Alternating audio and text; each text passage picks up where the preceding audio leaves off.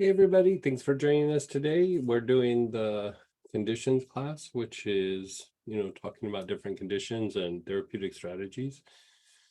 And it's also a chance to answer your questions. So let's still open it up right off the bat to, Did you want to address the one question you looked up from oh, yesterday? yeah, so there was the question yesterday about a swollen prostate. And I went through and looked at my notes and topical application of eucalyptus polybroct, like what I was saying, like right below the belt line a little bit, just like several drops in that area. And then the thing that I had forgotten was about 6 to 8 drops of cypress taken internally daily. And you might also want to augment with saw palmetto, but the combination should help reduce some of the swelling and inflammation. Great. All right, and let me make it so you guys can unmute. Go ahead, Deborah, then Ralph, then Hey, Cindy. Deborah. Hi, good morning. Hey, how are you? Good. I unfortunately didn't get to hear everything yesterday. I'm looking forward to the recording to fill in the gaps, but what I did hear was really very helpful information. Oh, good. And in the last part, you were talking about Shazandra, which is something that I'm using, and Uh-huh. I wasn't aware that it had a diuretic effect. Did I understand that correctly? No, it not that it has a diuretic effect, it actually helps your body utilize water better. And so sometimes when you use a diuretic, I mean, I can see why you got confused, like because we were talking about diuretics and then that came up. And so Okay. yeah, so sometimes when you use a diuretic, like you'll take the diuretic and kind of, especially natural ones, like sometimes it stimulates the kidney to release, but then sometimes the there's still not an increase of urine flow or the amount, or and so the body is still taking some of that fluid and kicking it off into the tissues. And so what happens is that it's not necessarily a medical condition the way we look at it in the West, but in the East, they would look at it as the ability to of the body to utilize the water or transmute the water to something that's usable. And sometimes the issue with the fluid retention actually can be that, like the body's not harnessing the water or using it, it's just a lot of times passing through or being dumped into the tissues and not being utilized by the body. And so Shazandra helps your body utilize the water, like take it and use it, transmute it. And so you could say in a way, Shazandra increases your hydration. It increases the hydration in the body. It also helps to hydrate the tissues without dumping fluid in the tissues. Dumping fluid in the tissues is just water retention, but Shazandra helps the body use the water. And one of the areas where you would see that reflection is in the ability to hydrate fascia, and which is the connective tissue. It's what gives our body shape and wraps around muscles and things. And so the part of the way you release fascia is you hydrate it, it keeps it from being tense. Just like muscles need blood, fascia needs hydration. And so it's a way to kind of offset that. And I would take it to the extreme where the fascia wraps around muscles and then groups of muscle fibers within that muscle, and then each individual muscle fiber. And so those muscle fibers eventually turn into the tendon. And so you could also say that Shazandra helps to build healthy tendons or strengthen tendons. It could be like a torn tendon. It could be an issue where we don't really think of like a tendon issue is when we take antibiotics. Antibiotics actually can cause like a dehydration of sorts that can happen in some of the tissues, and actually can cause like potential for tendonitis, but also like in athletes, you always have to be a little bit careful because there is a potential of like a torn or ruptured tendon when they're performing sports and pushing their body to the extreme and on antibiotics. And so it's a way to kind of offset the long-term use of antibiotics, or if you're in sports or something like that as well. And so the thing that Schizandra is really super good for is hydrating also the mucous membranes. Like, mucous membranes, the more they dry out, the more they're a problem. And so they hydrate the mucous membranes, and in a way, because of that hydration, it actually has a bit of a cleansing effect on the mucous membranes. And so that's why in Chinese medicine, they would use it as a spring cleaning. It's to flush things out of the mucous membranes and like hydrate them after like a potentially cold winter or dry winter or something like that. So it also usually improves sleep. It's almost like a little wonder oil. Yeah, I'm it's loving all that you yeah, say.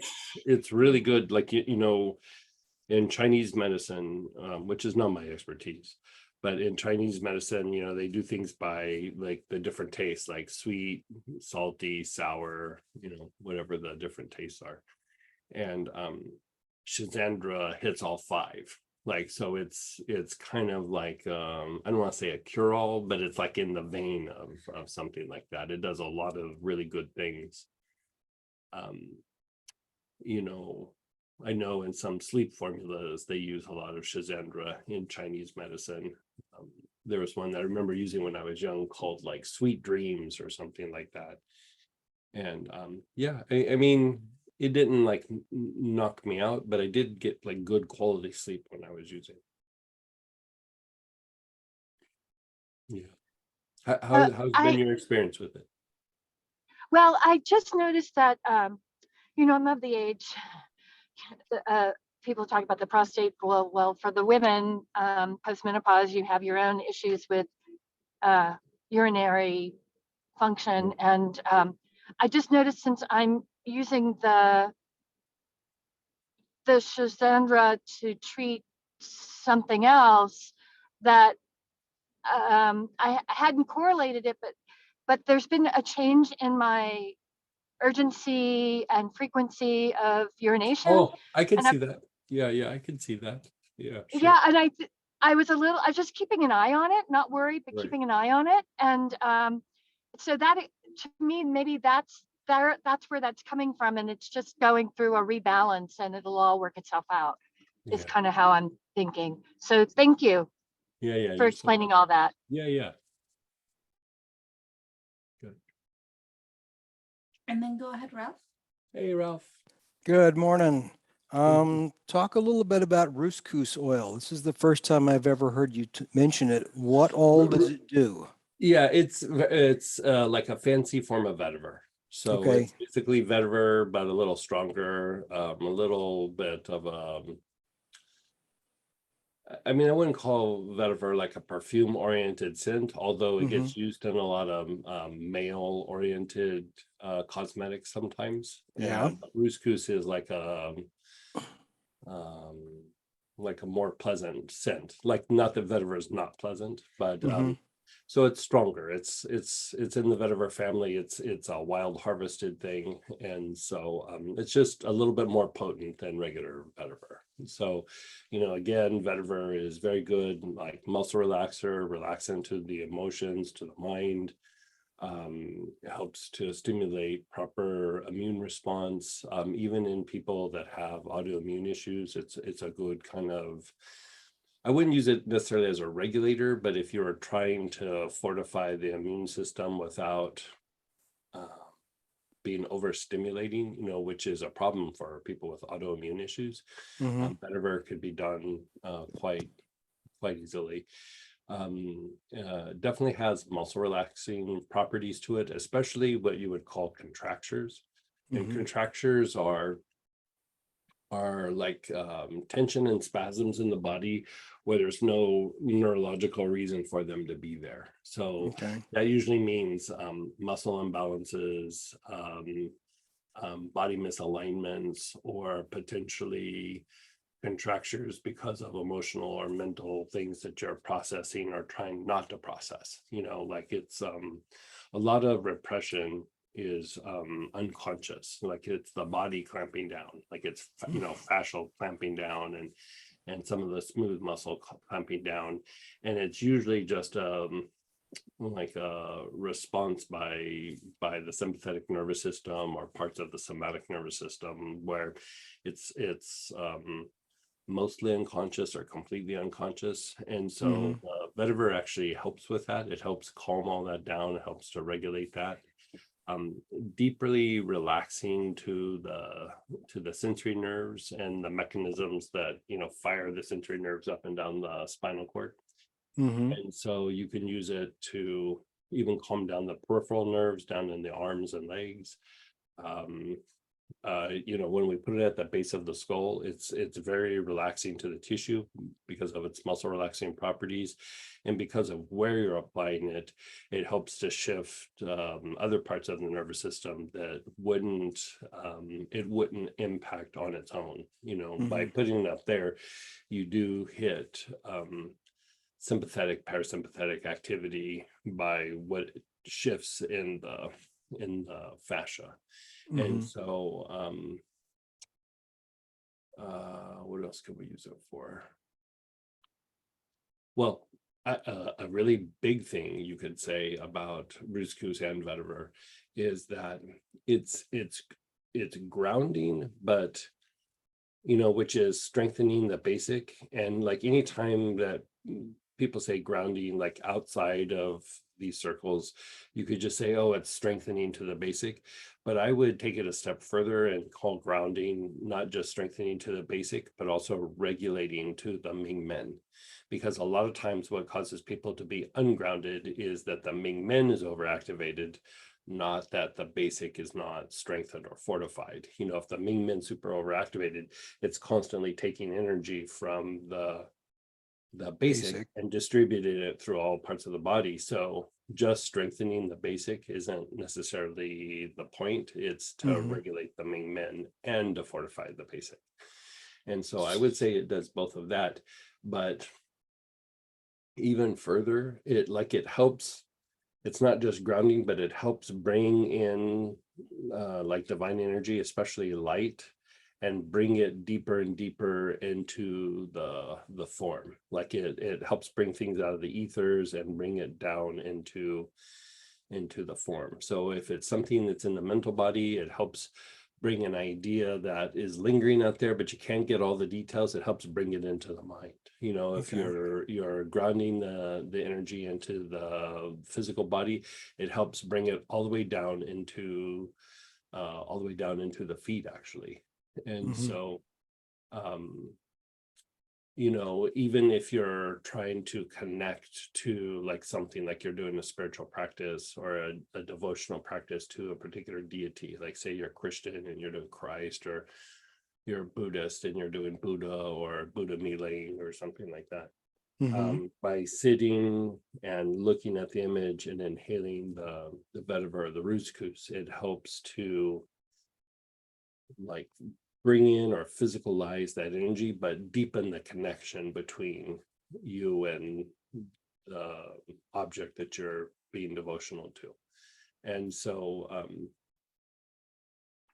you could say in a way,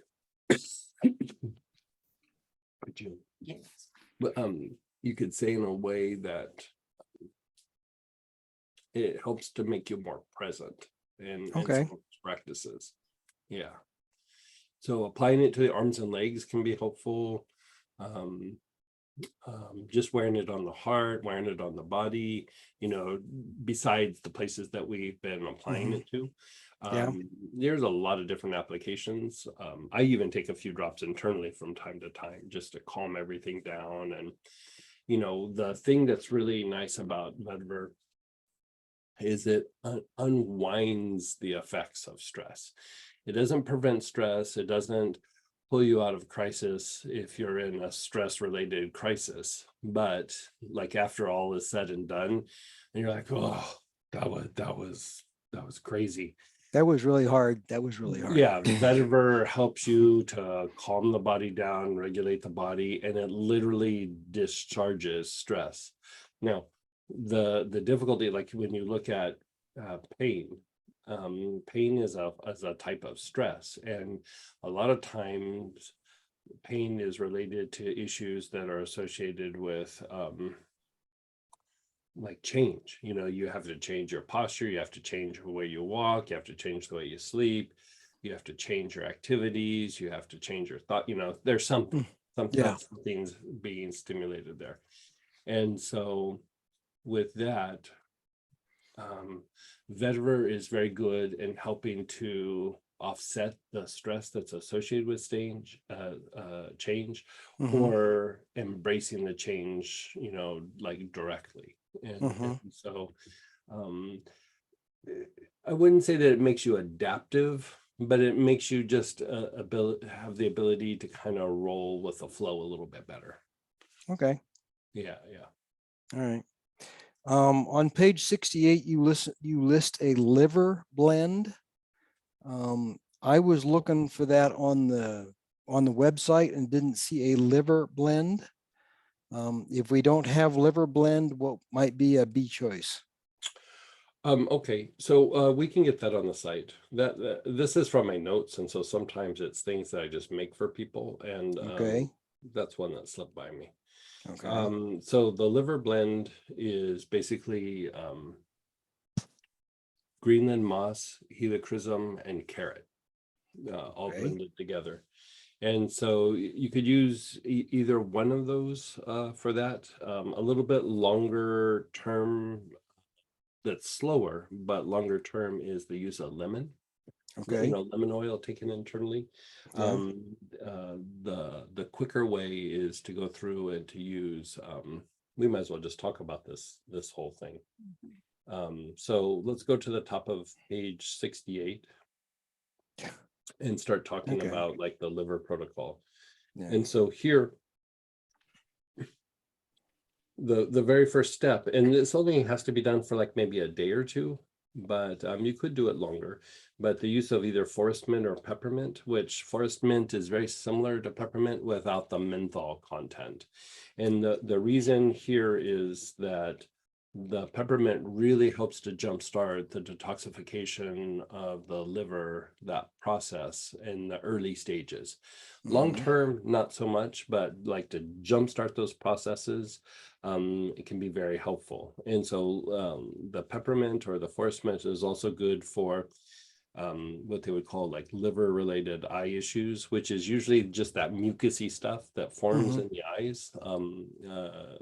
Like peppermint over a period of time can help reduce that because it's stimulating the detoxification of the liver. So like Okay. anytime you want to jumpstart body's processes, Mhm. regardless of where they're at, peppermint or forest mint is really good for that. Like it can be kind of non-specific, you know, like in the herbal realm, when you want to jumpstart body's processes, and it's just like a general like body stimulant, and not a stimulant like caffeine, but like it stimulates processes.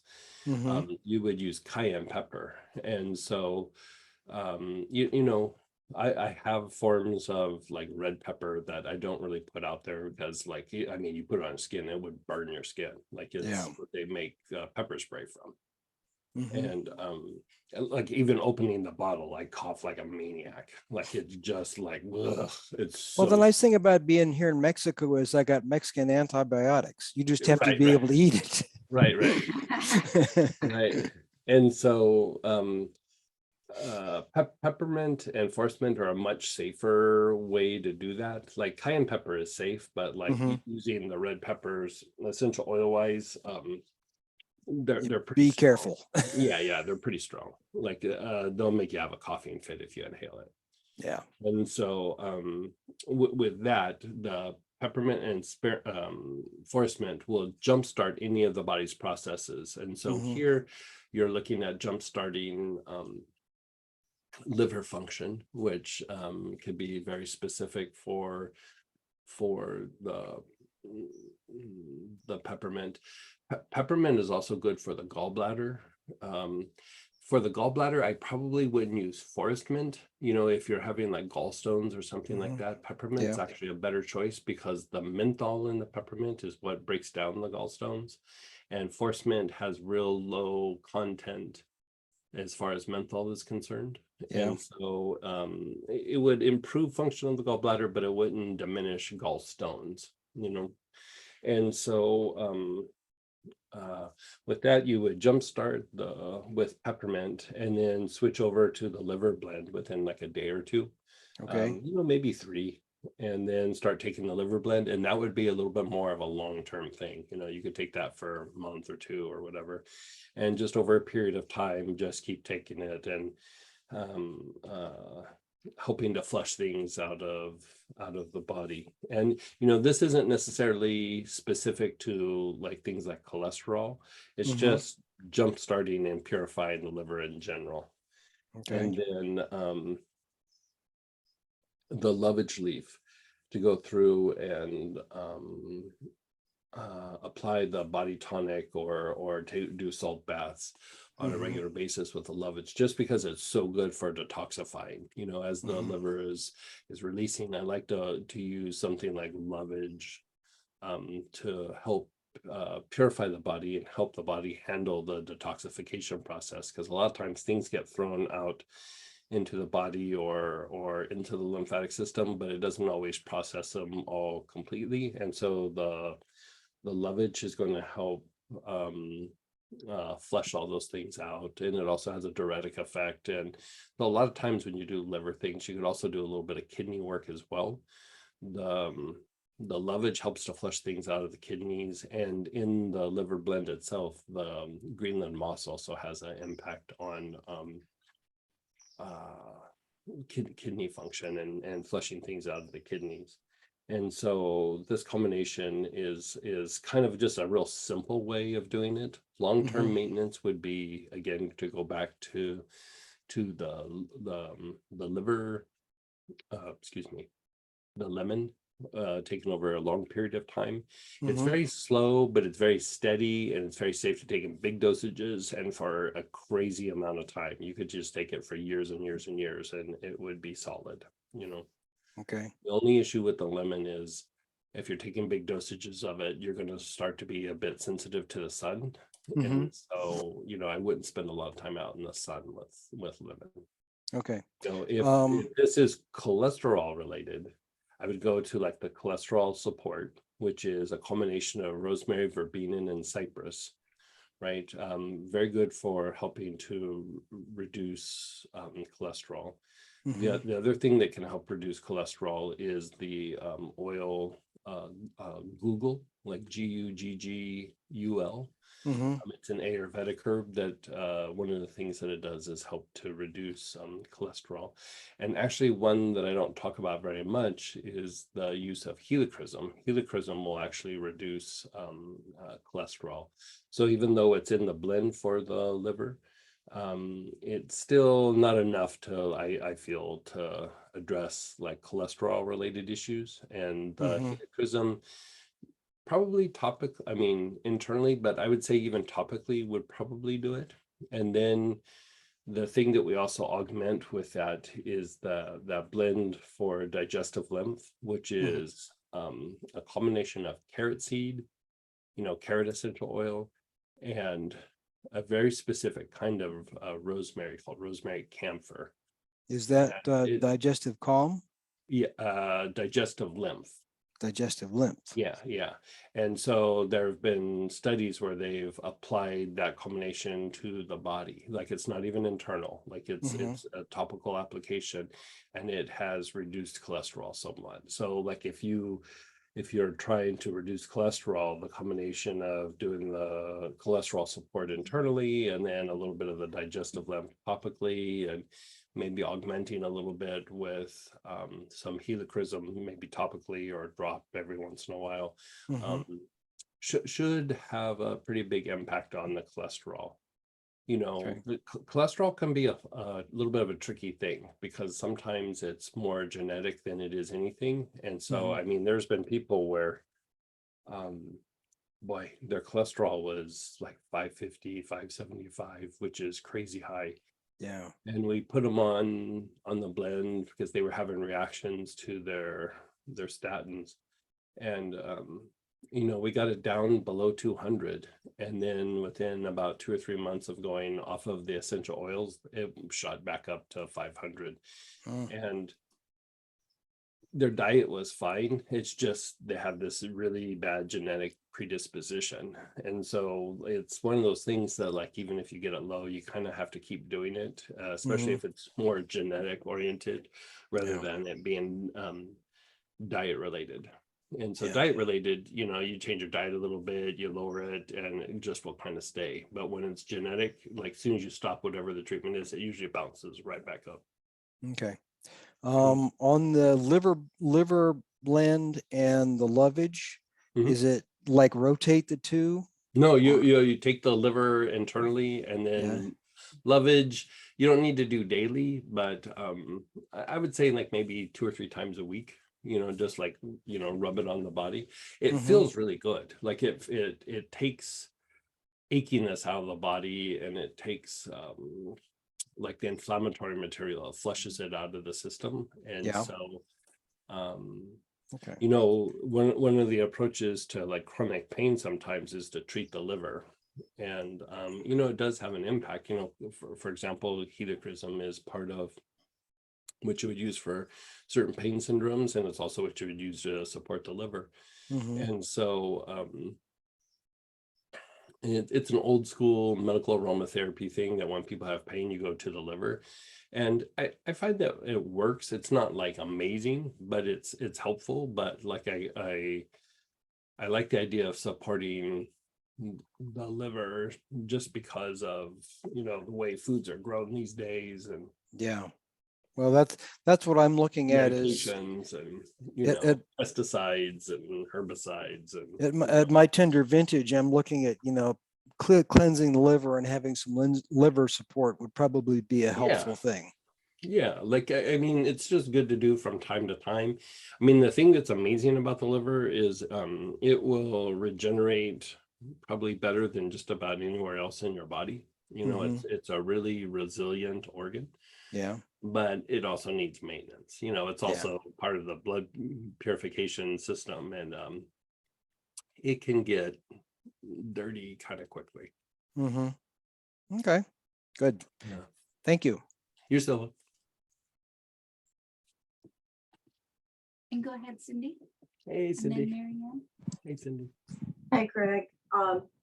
Hey, first, I wondered if you could talk about the last thing we did yesterday, like that protocol and, What where did we we do? were, I don't remember. Oh, the last thing we did yesterday, you had us do the oneness with our. Oh, yeah. Okay. yeah, I just wanted to understand that a little bit more. And Sure. if you don't mind, just go over the protocol, because I Yeah, just did it. I didn't write it down. What was your experience? I'm curious. Oh my gosh, it was very, very relaxing. Very And relaxing. Yeah. I did it with jasmine ointment because Oh, yeah. that's all I had. And I love that smell of jasmine. Right. And it was kind of like I'm falling in love with that oil. Right.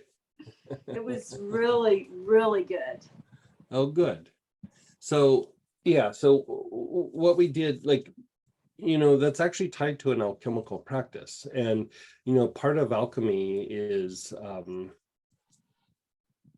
the idea is that sometimes that like people like they take this item and then they turn it to gold or whatever. And it's alchemy is an inner practice, it's an inner art. And a lot of times what you're doing is you're using objects or images that you like you could say integrate, but it is really more about like having a sort of oneness with the image and then how it changes you. And it really is tied to tapping into the intuitive part of the mind. You know, the intuitive part of the mind doesn't see details the way our everyday mind sees. And our body actually doesn't really communicate like verbally, like how we're communicating right now. It communicates through like symbolism, you know, metaphors and symbolism. And so when you sit and you start to work with an item or an image, like if you're being devotional to a deity or spiritual teacher or you know anything of that nature, there's a certain degree of oneness. As you start to have oneness, it starts to not just affect you emotionally, mentally, but it also starts to affect your physiology. It starts to shift your physiology. And in a way, you could say it's tied to what they call like being like born again in the Christian tradition. You know, it's tied to like something falls away and something new is born, you could say. And the thing that's new that is born is you're bringing into form aspects of the soul, right? You're bringing into the form of the mind, the form of the emotions, the form of the body.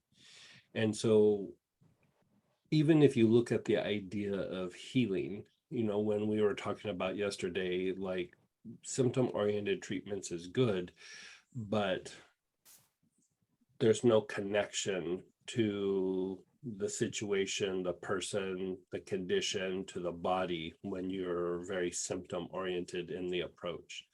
And so when somebody is able to do like very deep healing or you could say produce like a miraculous healing, is that there has to be a certain degree of oneness by the practitioner and then sometimes even by the patient. And so in the patient, you would say that they're just being conductive to the healing or the potential of what's happening, which is true. Like somebody who's like, regardless if it's orthodox medicine or holistic medicine or ceremonial medicine, if they're not open to it, it kind of doesn't happen. You know, even with taking a pharmaceutical, like, you know, people can be just like, yeah, I don't know about that, and just be really resistant to doing it, and it still won't quite work the way that it should. And so this idea is to have like a certain degree of oneness with the item. And when you're starting to do with like you know, the old alchemist would sit and look at lead and have a certain degree of oneness with lead, like, you know, a hunk of lead, for example. And, you know, you would think like, why would you want to do that? Why not do something nice? Why not do something fancy? And again, if you look at the aspects of creative destruction, it is this aspect of where it's a play between essence and form. And in a way, you could say it's a kind of conflict, right? You know, these things are not the same. They're playing back and forth, and when they're fluid, they produce phenomenon, but they are kind of in a way at odds with each other, right? And so if you look at nature, you know, the way predators hunt prey, the way plants are struggling for water and nutrients, and like everything's a little bit at odds with each other. And so the idea of alchemy is to openly welcome or embrace the like, say here we're looking at this item, you know, this is made out of silver. And so you would look at it, and in a way, there's parts of you that like it, and there's parts of you that are resistant to it, like that are pushing away from it. And so the more that you can have a certain degree of oneness to it, the more that it kind of causes a reaction in your physiology, your emotions, your mind.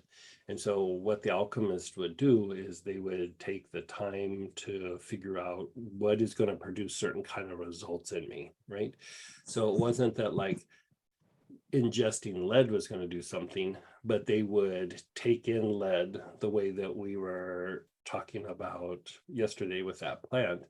And then the chain reaction is it causes your body, your energy body, to start transmuting something. Like lead literally induces a transmutation state. And so then when you're in this state, regardless of what starts to happen, with other people, with situations, with things that are happening to you, your body's just in this transmutation state, right? So the Christian version of this is, you could even say, like forgiveness. Like forgiveness isn't just like, oh, you should forgive and let go what that person did. It is actually an act of transmutation. The Ming Men, which is lower transmutation, the back heart, which is emotional transmutation, and then the crown, which is mental transmutation. And that's just one of the transmutation processes. And so by sitting and having a certain degree of oneness with the lead, it's like it stimulates these processes within you, right? And so then if you take it and you do it with like a spiritual teacher or spiritual image, like, you have a Tonka on the wall, or a poster of, Christ or Katumi or Rama, or, whatever it might be. And you sit and you do that same kind of practice, like you're integrating it, and then it starts to change your mind, it starts to change your emotion, it starts to change your physiology so that you become more conductive, and you're almost setting the blueprint for greater soul contact or greater soul involvement. You're disengaging from the lower nature, and you're engaging in something that's more divine, you could say. And so you could do that same idea, that same practice with a spiritual image, but here we did it with a plant. And so with a plant, again, you're taking in the symbolism of the plant, you're taking in the energy of the plant, and you're becoming really super conductive to the plant by having that certain degree of oneness. And you could say almost that the plant begins communicating with you. Like it has like a series of pieces of information that is not just like, this is the property this plant does. It also has like a series of communications. These are aspects of God. And not only is the plant emanate a certain kind of energy, when one is conductive, there's a certain kind of divine energy that flows through the plant. And so by going through and doing the practice of practicing this level or degree of oneness with the plant, you have a deeper connection with it. You open up a kind of communication with it. You kind of know what it's going to do, and what it possibly can do and what it can't. And you could say the practice of being conductive to plants or even to stones increases your ability to draw in nature spirits to get things done in the everyday world, because you are practicing in a very loving way a connection with nature spirits by working with the plant or working with the nature spirit. So it changes your perspective or your attitude towards nature spirits that is usually very, very unconscious. But we kind of treat nature spirits like the cleaning staff. Like you don't really acknowledge them, you don't really pay attention to them, you don't really think they're there, you don't think they're a thing. Every once in a while we think about it, and then we don't think about it. But they're very much tied to our spiritual growth, our spiritual evolution, our ability to activate the heart, and even to connect to the divine is tied to our ability to interact with the nature spirits and the ability to, you could say, increase their conductivity, right? And so by going through and doing this, it makes the plant more potent. It makes your ability to use the plant in ways that are more than just something symptom oriented, because the plants kind of have like a personality, like a person. And so it's a lot like getting to know the plant. Like, you get to know like the personality and the traits, rather than just like it's good for these set of symptoms. And so the more you do it with one, it becomes easier to do with the next, and easier with the next, and easier with the next. And so by practicing the oneness with the plant, you're kind of practicing oneness with your soul. You're practicing how to be one with the divine, because I mean, that's the issue. And that's the issue that you could say is a little bit hard to talk about, is that when you start to have a degree of oneness with something that's very divine, usually your physiology, you have this amazing experience, but then your physiology has like a bounce back, and can cause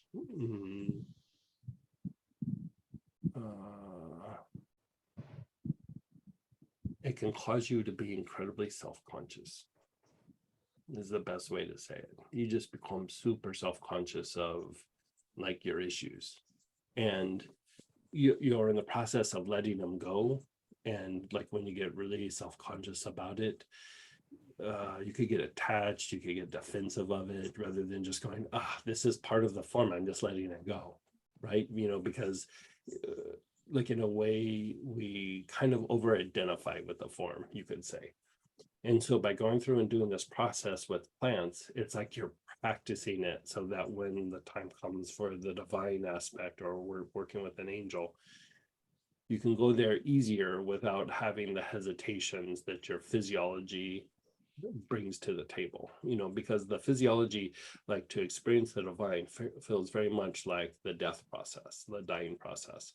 And in a way you are dying, but not how the body thinks. There's parts of your personality falling away, there's parts of old traumas and things that are falling away, but your body has identified with them.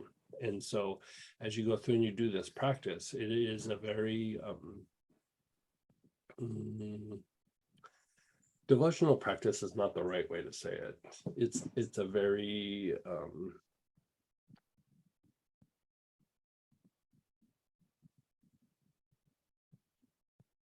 it might be the best way to say it. Like devotional is the right way, but devotion implies like mimicking the divine, where this isn't so much mimicking it, it's having a degree of oneness with it. You're allowing for there to be change or transformation, or even more so, you're cultivating the potential for like transfiguring the personality, or transfiguring even the incarnated soul, and eventually transfiguring even bigger things. And so you're trying to establish a form of change through your experiences of of life, or being human, but it's not something that we do naturally. It's something that we do naturally from the perspective of the soul. It's not something we do naturally from the perspective of the body. And we have to really acknowledge that we're driven more by our physiology for a while than we are by the soul component. Even somebody who's very, very developed, they're developed because they harness the physiology and make the physiology an ally, rather than thinking I'm beyond the physiology. You just acknowledge this is the issue, and then you address it. So you see spiritual teachers that come in, especially in the Buddhist tradition, they'll go spend like 10 years in a cave. They're changing their physiology, making their physiology an ally before they go out and start doing what they're needing to do, rather than just wrestling with their physiology all the time. And so you could say this is a really super deep form of healing, because even when we have a health issue, it doesn't necessarily mean that something bad is happening, or something bad that we've done. It's like sometimes it is like a learning process for the soul to go through and like learn certain skill sets, you could say. And so a very great, a very gentle way of being able to do that is to do it with plants or with stones. And so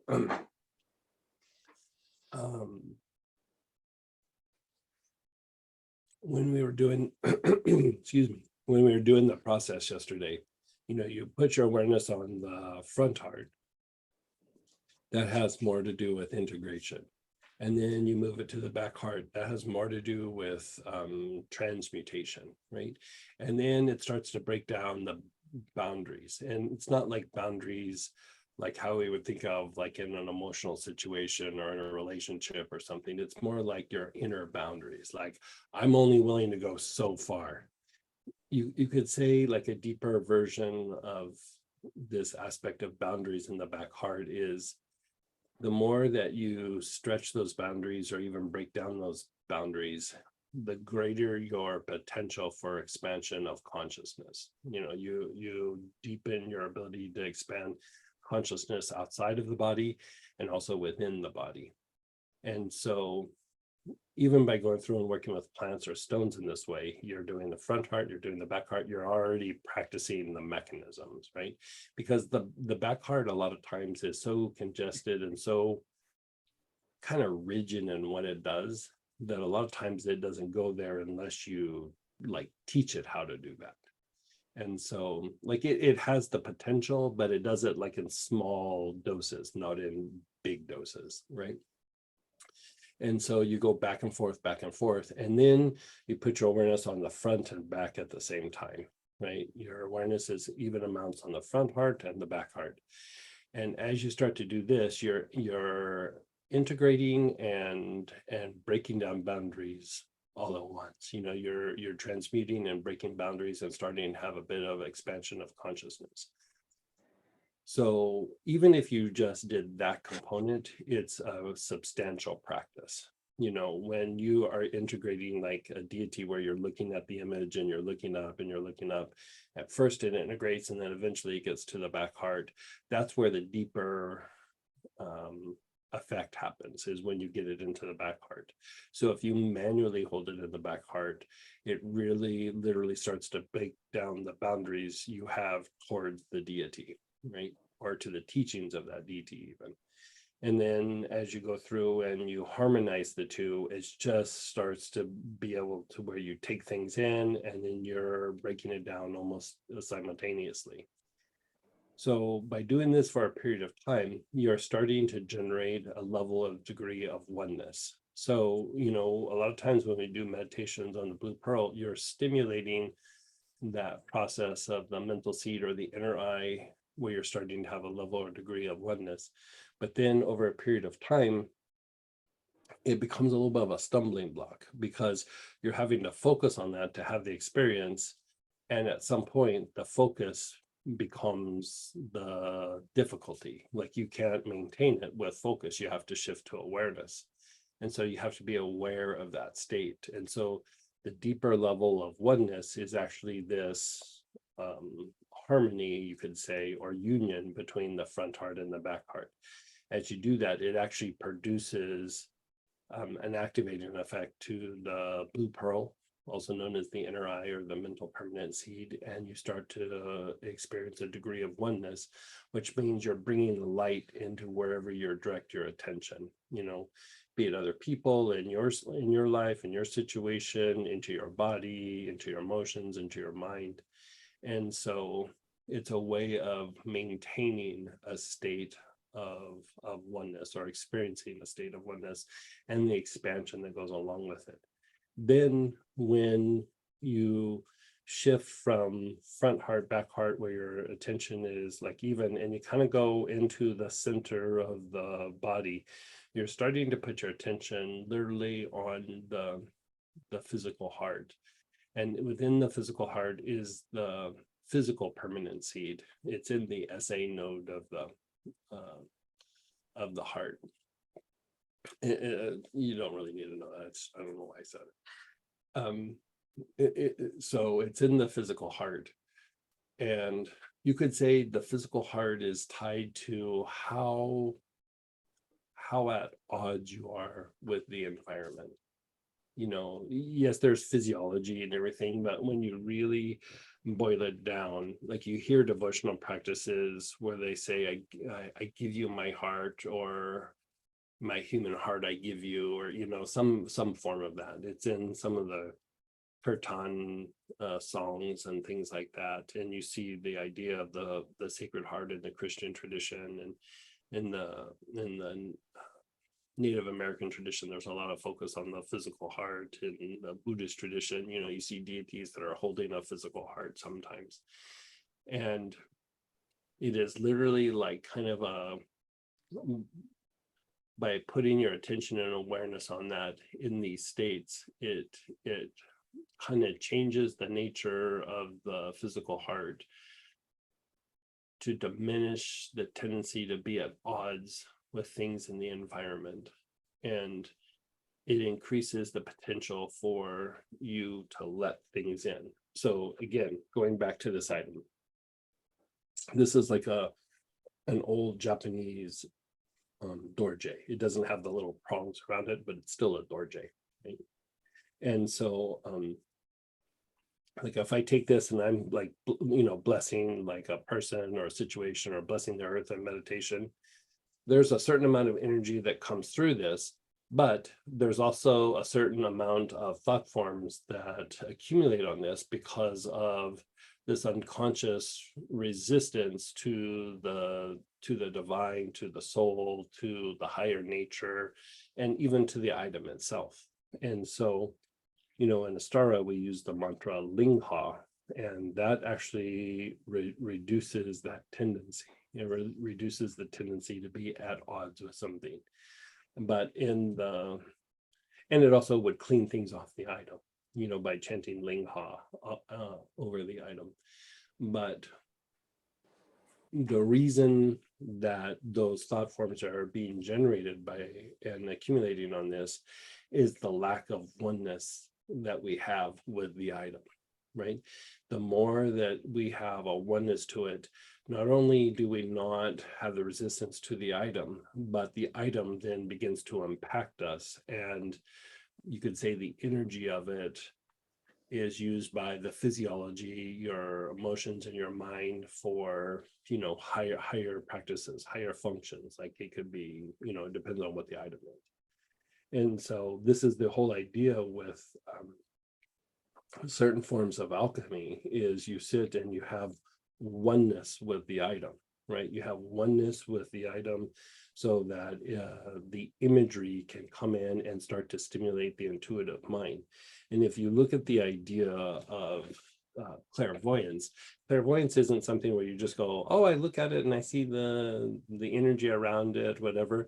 Like if I'm clairvoyantly looking at this, you know, yes, I'm trying to see the energy around or whatever, but part of what's happening is there's a certain energy coming from me that then kind of mixes with the item and brings back the information to my brain and to my forehead that can process the information that this is presenting, you know, what is about this item, be it its history or its makeup or whatever it is. And so the art of practicing clairvoyance is even tied to this art of the alchemical processes of trying to have like a degree of oneness with an item. When you clairvoyantly are looking at something, your energy is mixing with the item and bringing information back. So you're already starting to practice a certain degree of oneness. So these things are all things that are overlapping, where you're trying to get information from things in the environment and letting it affect you. So again, going back to the developed soul is putting themselves in the right place at the right time because of the information that it gathers from the environment and from the earth. And if you look at the idea of the prophets back in ancient times, you know, when there was the school of the prophets back in the day, you know, you still see some lineages of prophets like in the indigenous cultures and things, but it was the ability to do what we're talking about with the item, but they were doing it with earth.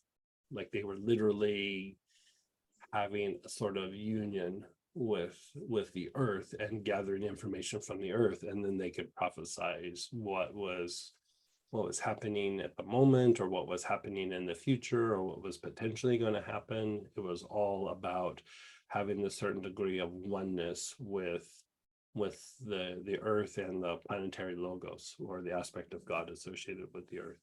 And so,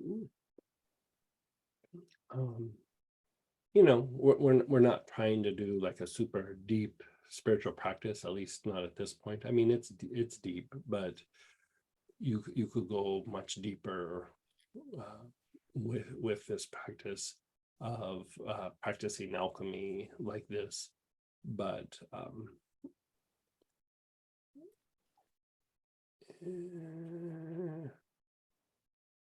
about to open up another can of worms, so let me think about this properly. Greg, that was what I wanted to know. Okay. Yeah, just tell me when to stop, because I can go. I just was have- writing this morning, so I'm already in like a super like mellow mental space, and I'm just like, yeah, let's just go there. I have one more thing. Tangents are what I'm all about. I just have one more thing. So I was wondering, yesterday, I had a call from one of my brothers in Dothan, and an older half brother passed away yesterday. Yeah, I'm sorry about that. And thank you. And I was wondering, and I noticed this morning I got up and did an Almighty Padme mantra for my brother, Mhm. which is what you're supposed to do, right? Yeah. Yeah. And then it brought up a lot of sadness, and it connected to my mom's death and all kinds of stuff. So I was wondering what kind of oils would be helpful during this time. For you, correct? For me. Yeah, Yeah, yeah. for me.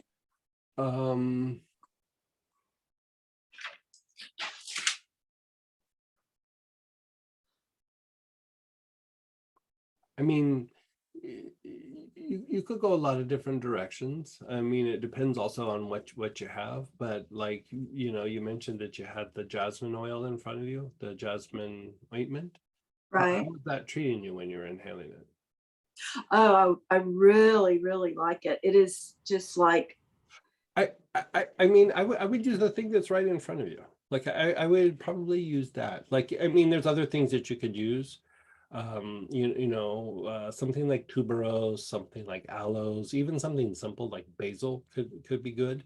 But it's not always like a template on what to do. It depends on like where you're at and what's going on.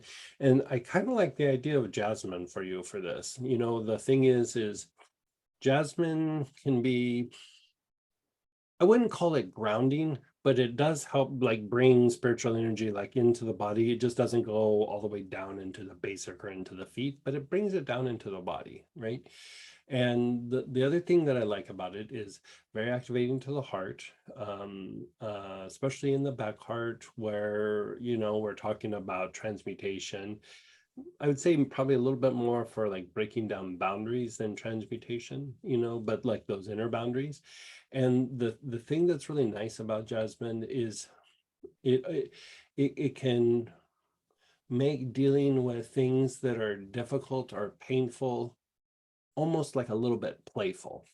You know what I mean? It makes it like lighthearted, or just like, oh, I guess it's just this time of life, or it's just this is what we're doing today, or you know, it can make you like rigid is not the right word, but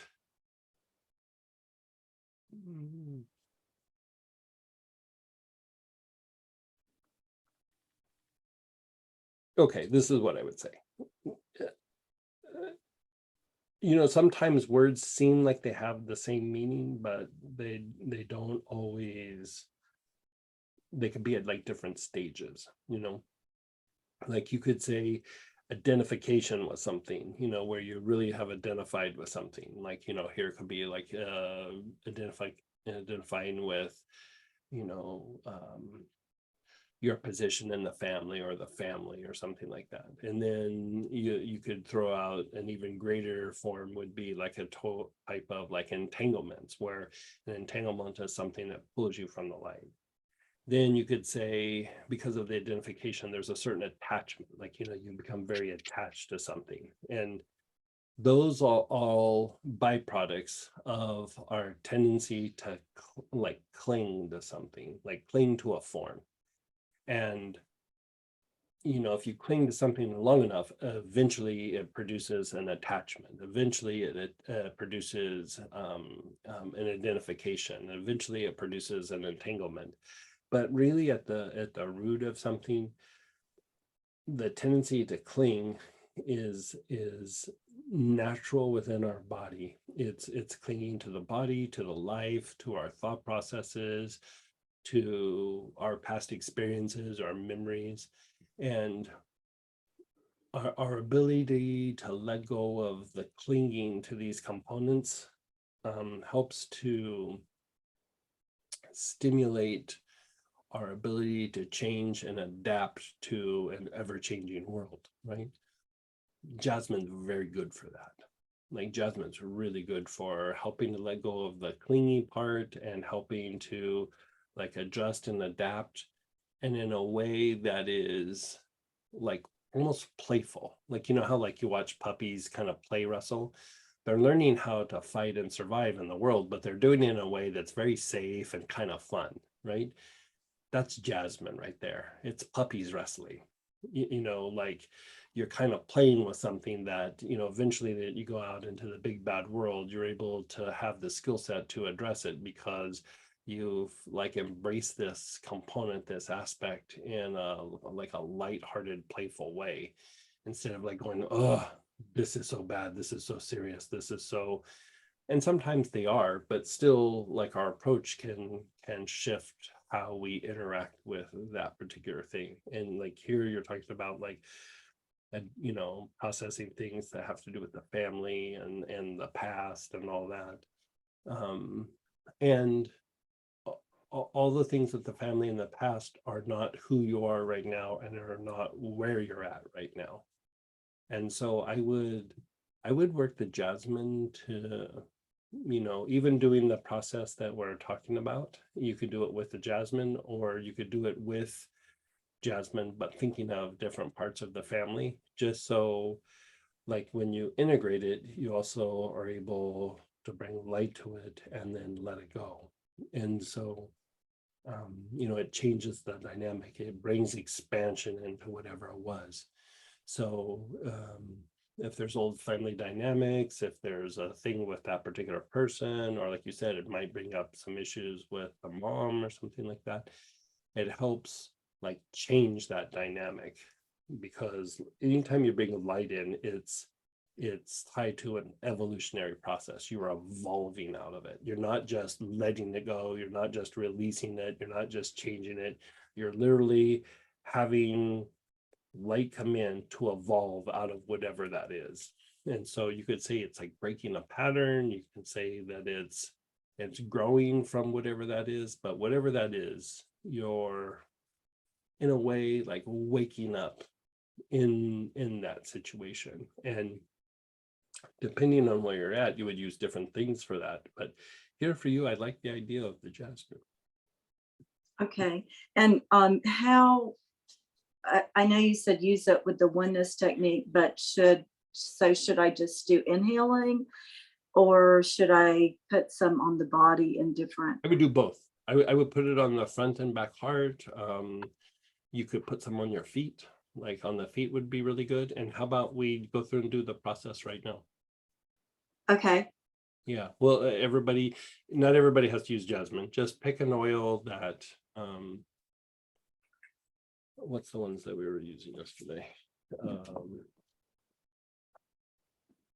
was the process number 3, I think. Vetiver. Let's have you use tobacco, Palo Santo, galbanum, Blue Mountain sage, vital centers, something along that line. Whatever you used when we did that yesterday, let's have you use that again.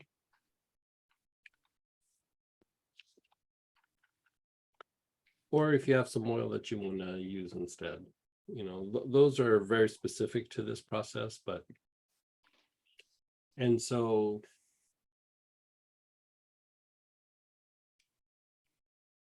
this has to do with very deep psychological healing, or it could be a spiritual practice, or even you could say it's tied to the materialization process. You could do this with angels.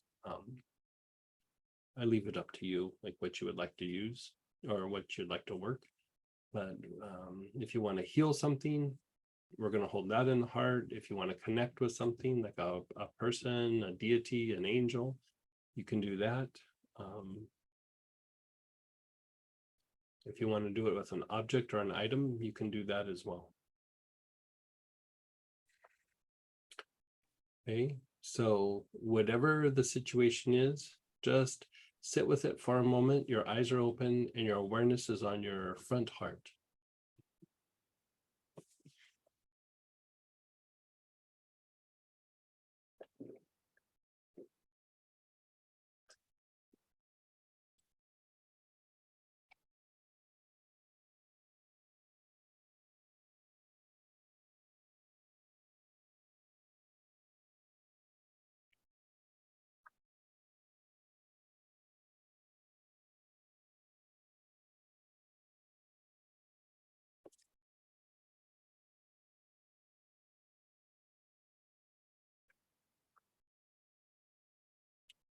And then let the imagery go. Your eyes are still open. Just be still for a second.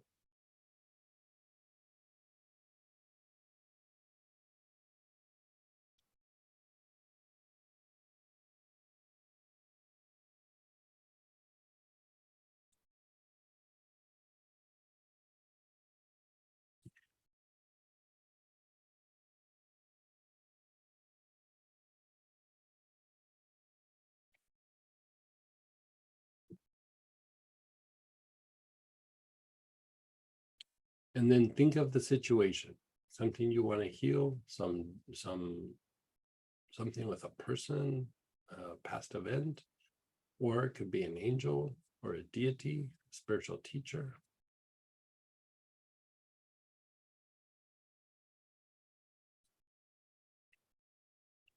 You're holding it in the heart, and then begin inhaling with the oil that you have.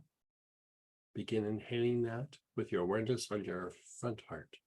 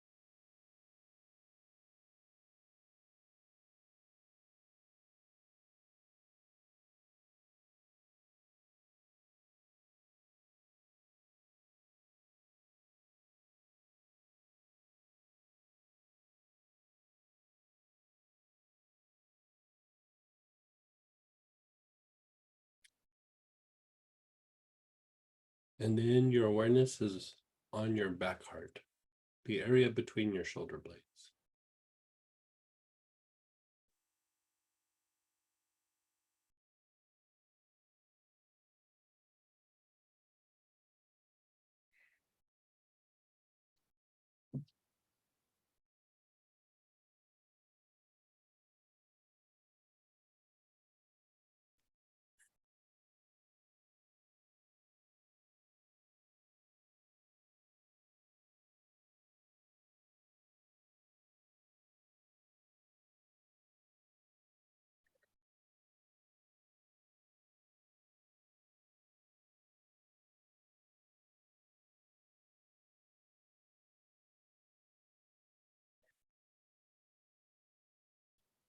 And then go back to your front heart, the area on the center of your chest.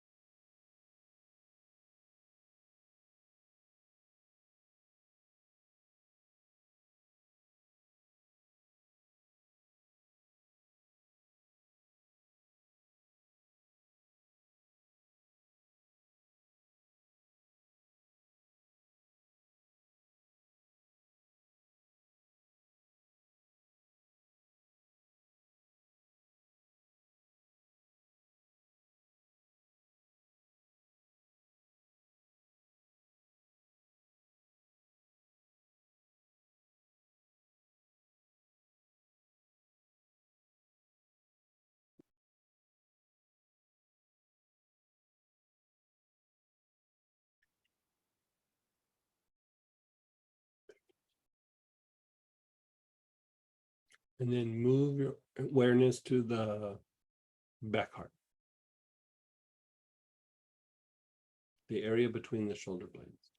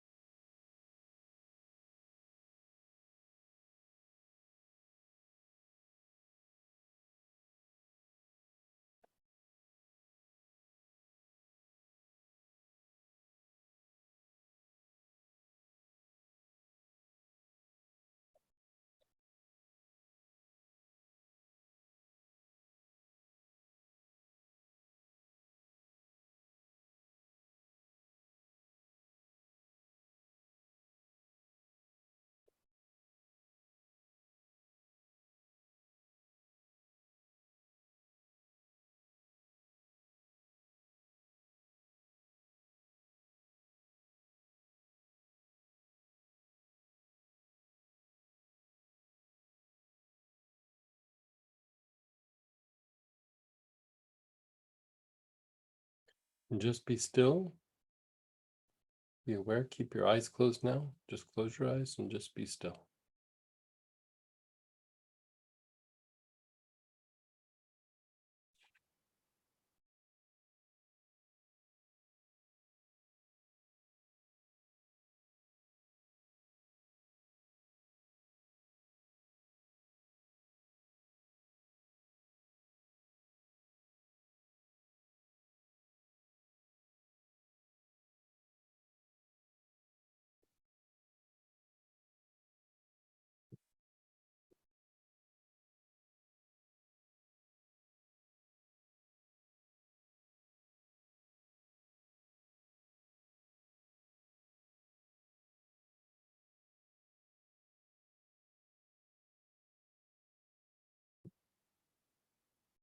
Your eyes are open again. You're thinking of that situation. Your awareness is on your front heart. And then go ahead and begin inhaling. Your awareness is on your front heart. You're thinking of the situation. You're taking long, slow, deep breaths in through the nose, out through the mouth.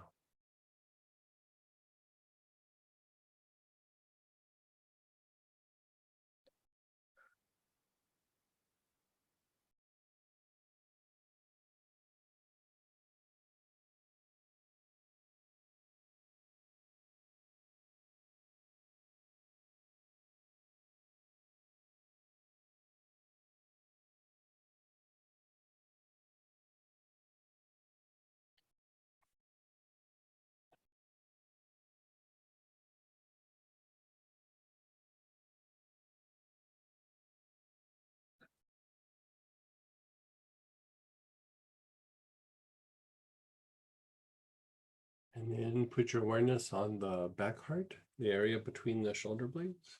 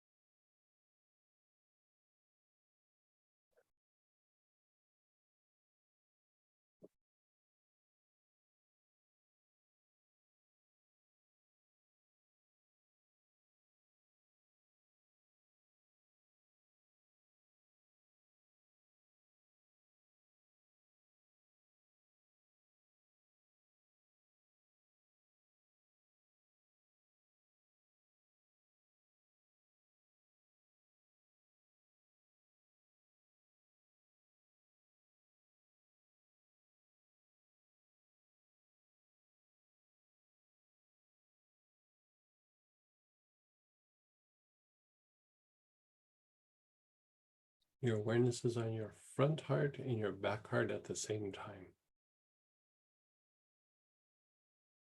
If you can hold on to the image, great. And if you can't, you can just let it go.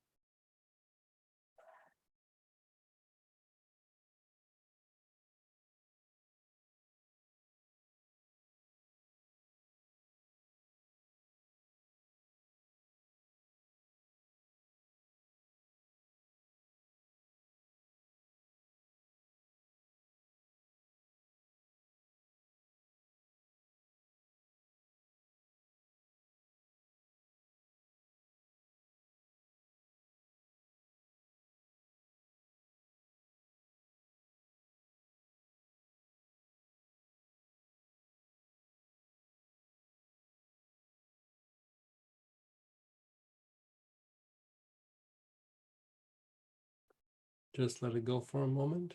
Close your eyes. Just close your eyes and just let go.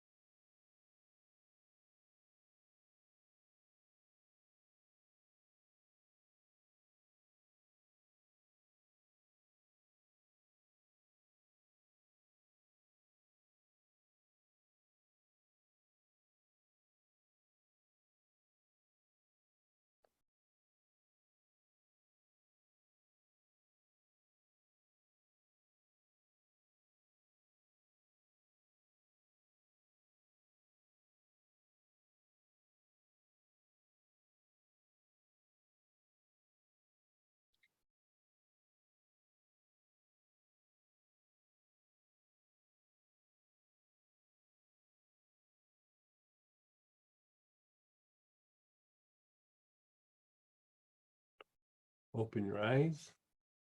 Think of the situation again. Hold that image. Start taking long, slow, deep breaths with your awareness on the front heart.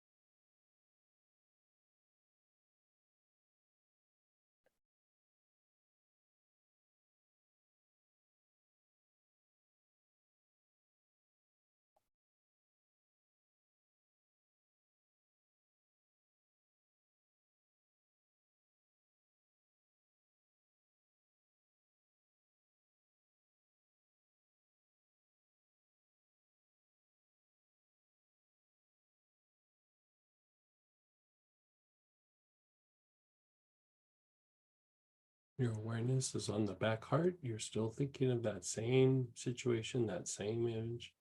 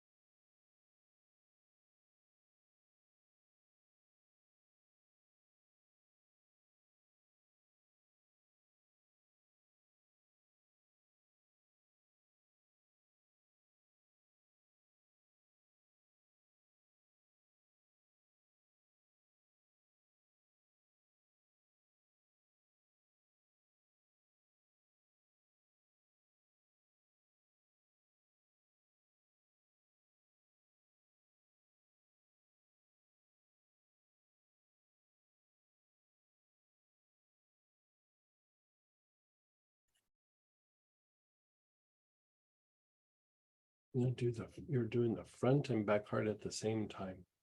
If you can maintain your attention and awareness on the situation, great. And if you can't, just let it go.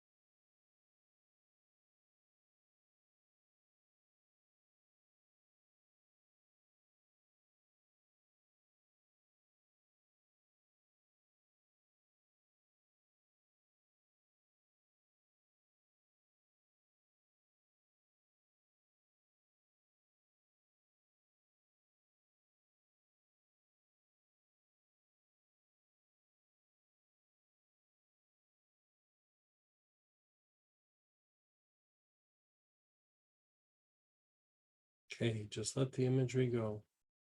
Let the inhalation go for a moment. Just give yourself a moment.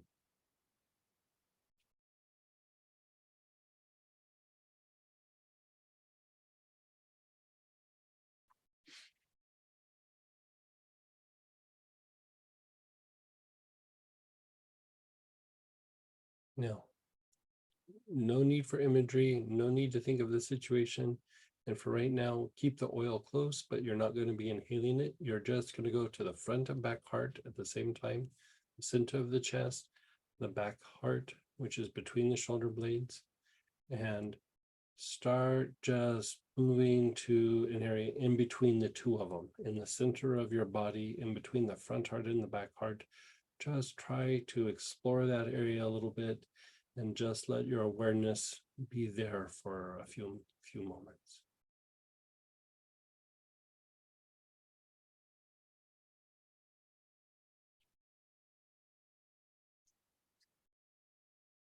Yeah, keep your eyes open if you can.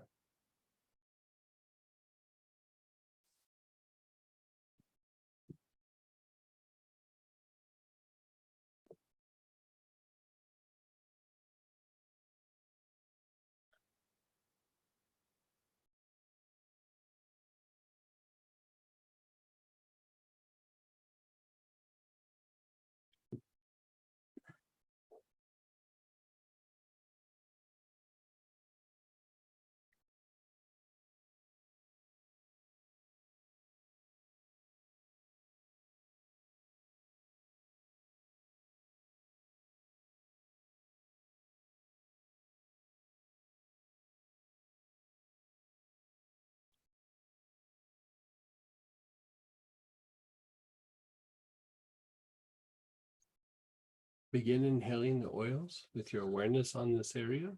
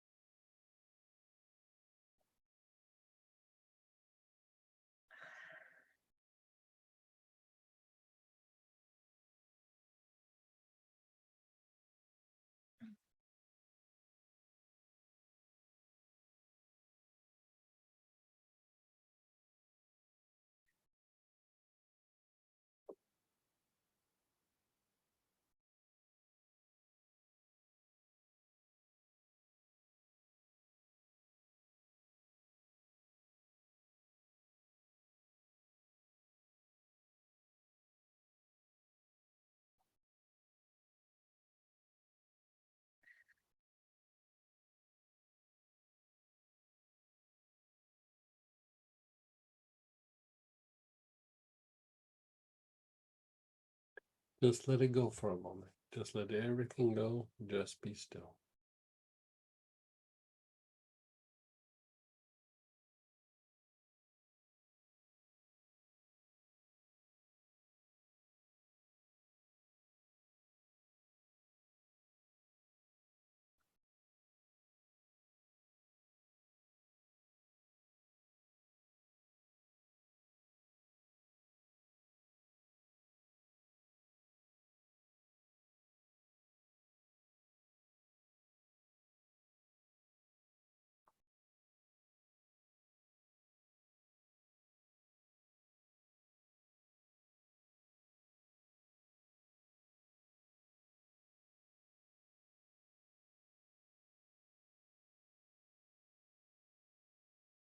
Begin inhaling again.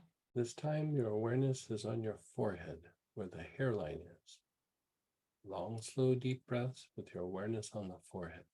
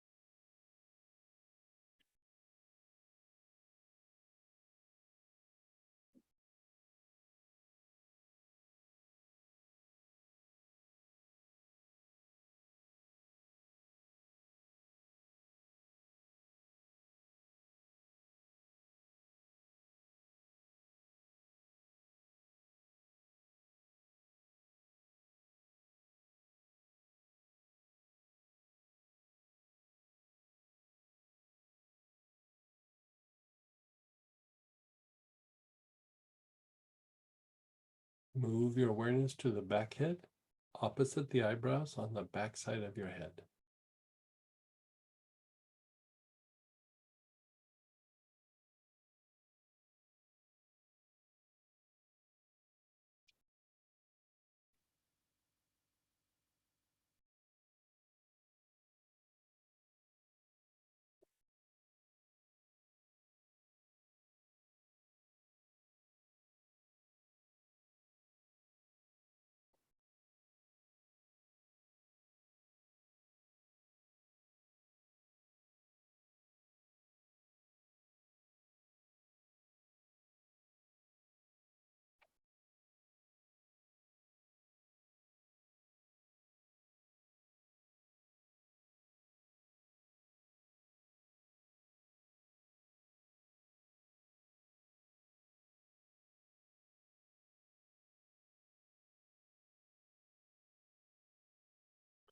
Now do your forehead and back head at the same time. Your awareness is on your forehead, your awareness is on your back head, and you're taking long, slow, deep breaths.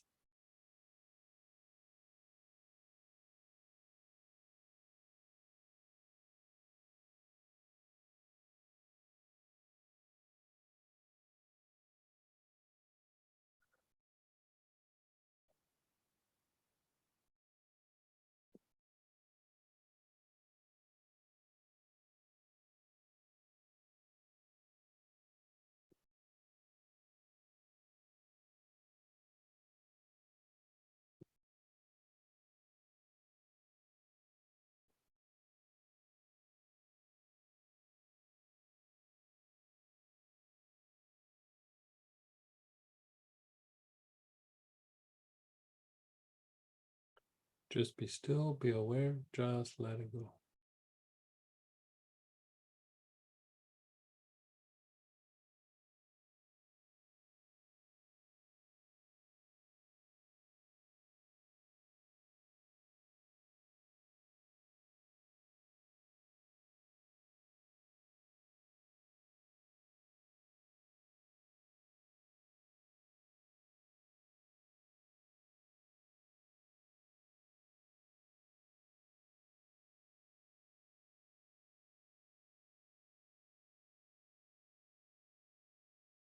Again, your awareness is on your forehead and your back head at the same time.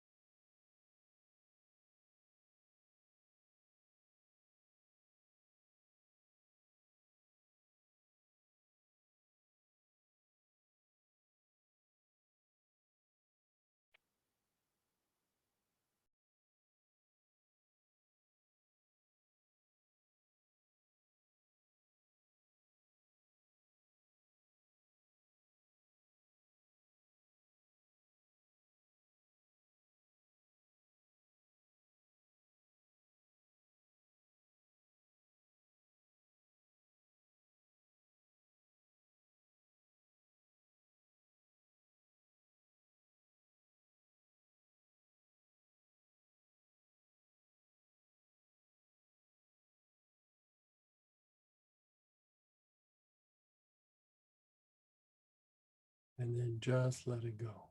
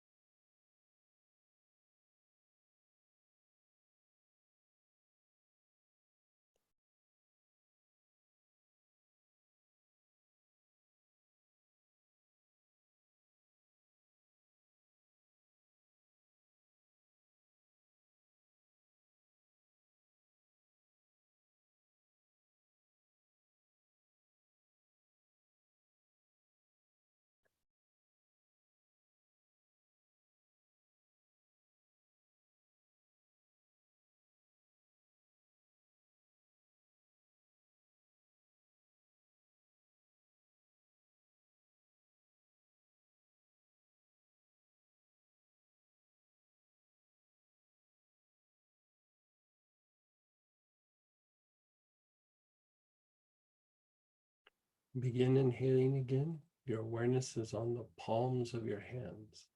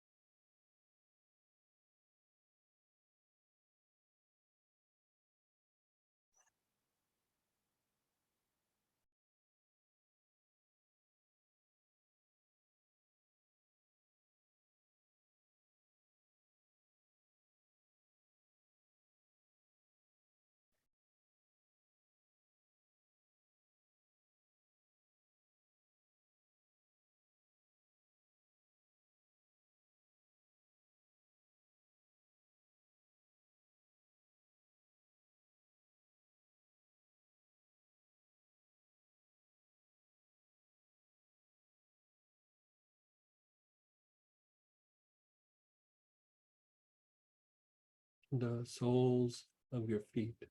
Your awareness is on the soles of your feet.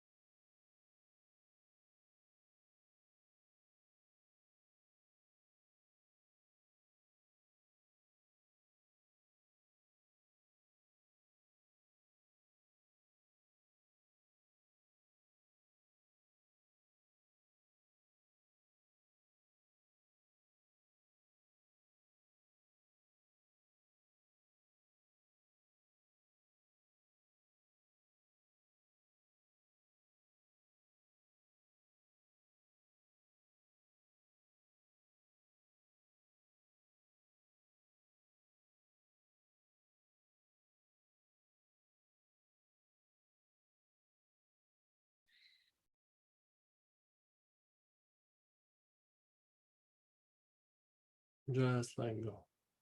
Let go of the situation, let go of everything. Just let go.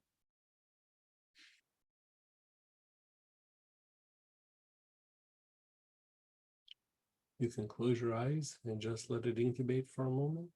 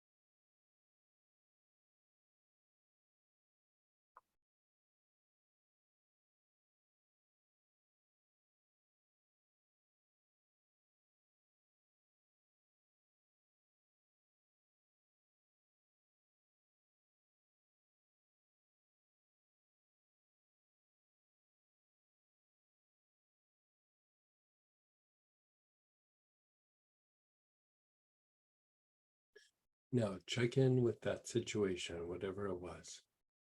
Something you were healing, a teacher, a deity, something where you were trying to gain information.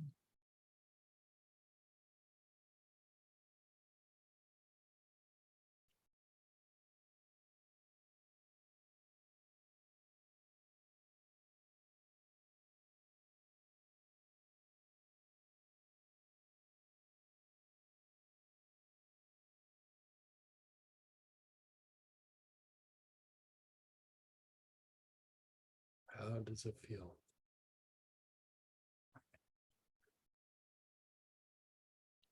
We have a few minutes before we break for lunch. We have the Astara session in about 15 minutes.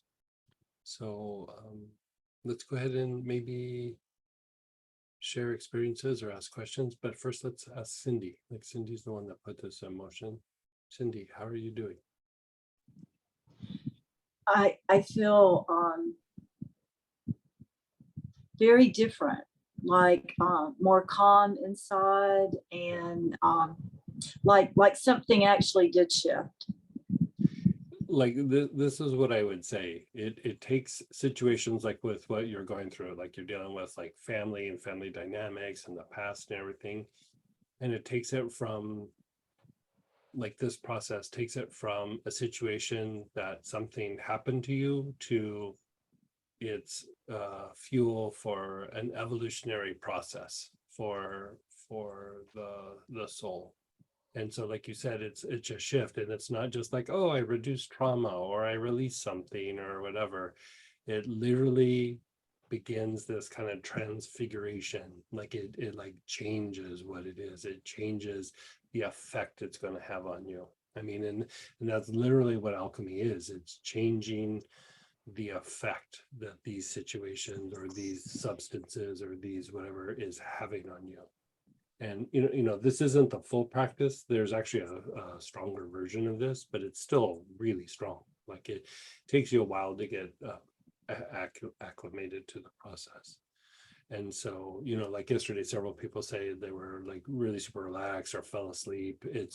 You have to get used to doing this. Like that is super normal, super, super normal. But the more you do it, the more it's not even that it changes your perspective of the situation. It literally changes how you interact with it. And it takes it from being something negative to being something that is almost beyond duality. Like it's not good or bad anymore. It's just part of your evolution. You know what I mean?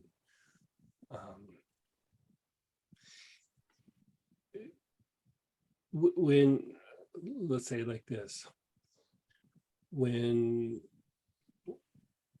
the blue pearl or the mental seed is being activated in the head, it brings light to the situation, right? It helps break down thoughts. It helps our spiritual growth in a very particular way.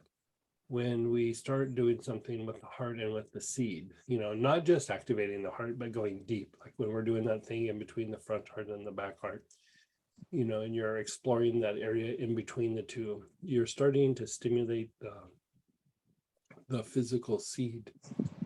And when that starts to happen, you're starting to open up the potential to experience divine love, like in like a conscious way. And love is tied to providence. It provides, it brings stability, it comforts, it nurtures. I mean, I think that's probably good enough, but yeah.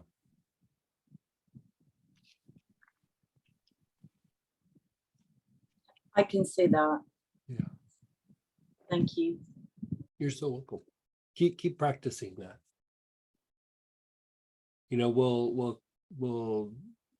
We can cut this up and put it up on the site. Yeah, we'll put this specifically up on the site, so you can just follow along with it. Thank you. Yeah, you're so. And then Mary Ann, you wanted to share? I'll try to ask this question quickly. Mhm. I found the whole process incredibly exhilarating and wonderful.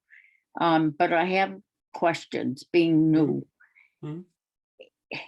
How does one know when one's released enough to unwound enough to let enough light in? I mean, is this a gradual process, or do you work It's a on gradual all the process. stages? It's a gradual process, but by going through and doing this process, like when we go up to the forehead and the back head, that's what you're doing is you're bringing light into it. And so it does the releasing, unwinding for you. And so like in a way, like you kind of unwind and do things to kind of be able to get there, but also once you get there, it also facilitates it. And so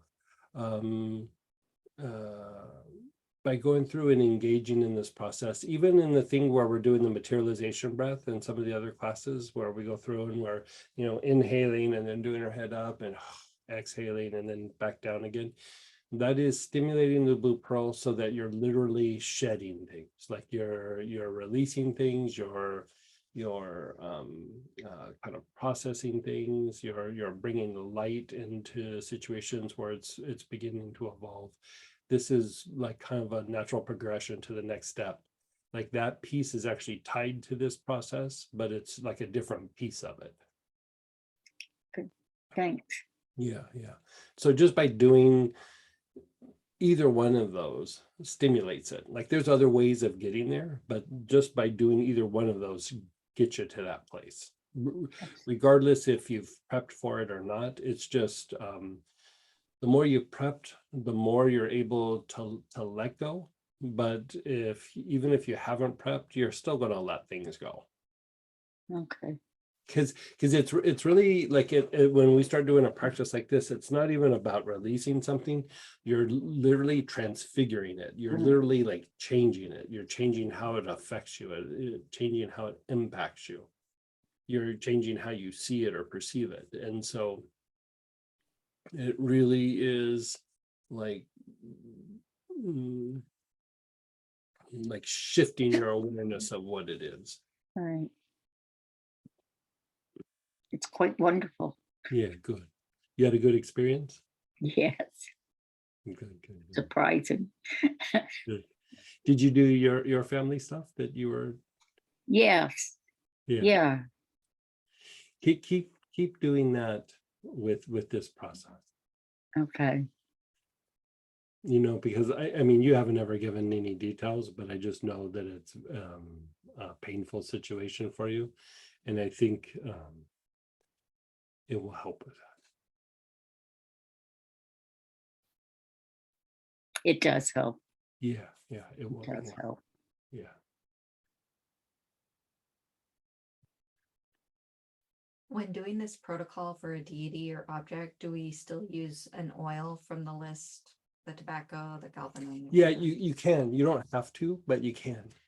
A little bit later in the year, I'm going to be teaching a process similar to this for Astara that is not involving any oils. And so you can do it. Sometimes we use mantra, sometimes we use prayer, sometimes we use breathing. But the oil makes it happen fast. Like it kind of cuts through how prepared you are or not. Where the doing it the other way, you kind of have to do things to prepare the body a little bit to have it happen. The oils are energetic and physical all at the same time, and whenever you combine those two, it can shift the body very quickly. And like if you're doing mantras and prayers and breathing, it's energetic and it has some physical parts. The breath has more physical parts than anything, but it can be a little bit slower sometimes. How often is appropriate to practice this? Is daily too much? I'd probably at first give yourself a little bit of a break and maybe do it like every 2 or 3 days. But after you get acclimated to it, you could do it daily. Yeah. Sandra, your hand was raised before, but if you had a share for this, I don't want to leave you out. So I just wanted to say, Well, I did want to talk about this, but I'm not sure there's enough time. So maybe after How lunch or about, something, how we can about do- right when we come back from lunch? Save what you're Okay, gonna say and we'll yeah. say it right after lunch. We'll Okay. jump right on it. Okay, thanks. You're so welcome. and then Tracy, did he get your question or did you want to share? Oh, I did, I used tuberose with that last protocol we did, and I got a headache, and I imagine it's just dirty energy going up. It's causing the headache, but It's probably congestion in the head. okay, Like just kind of sweep it down. gotcha. Thank you. Look at you going fancy. Yeah. Swing for the fences. That's what I always say. Yeah, just it can be a little bit congesting to that. Thanks, Greg. Why is it hard to keep my eyes open? A lot of spiritual energy, your body's shifting, and you're going very deep into the intuitive mind, which is a lot of times when we access it with sleep time. And so as you start to shift, it's kind of normal. That's why it's like you got to get used to it, you got to acclimate. A lot of energy is moving with this, a lot is being transmuted, and your higher faculties are being like super activated. And so it's kind of normal. Like think of like in the Garden of Gethsemane when Christ is up praying and all the disciples fall asleep. Their bodies had a hard time handling the spiritual energy. That happens to anybody at any time. Like, you know, when there's an increase in spiritual energy over what you're used to, the first inclination is to get a little drowsy. Like, so even like you could be in the middle of doing the meditation you've been doing for 20 years and you hit a little bit of a deeper note and all of a sudden your body starts like, you know, nodding out. It's just the body gets a little overwhelmed by the spiritual energy a little bit. Is that why we keep our eyes open? No, the eyes are open because you're